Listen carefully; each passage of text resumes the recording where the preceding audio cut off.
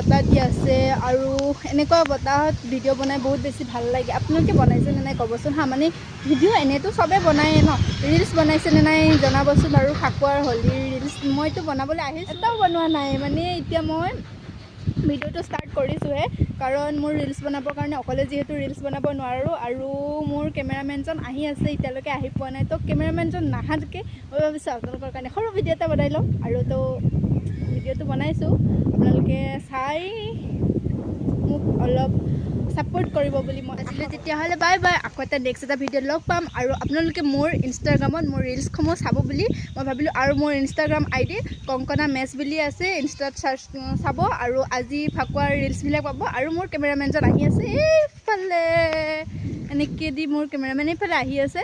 তো হ'ব দিয়ক, বাই বাই, টাটা। আৰু মোৰ নেক্সট এটা ভিডিঅ'ত আপোনালোকক লগ পাই আছোঁ, বাই বাই।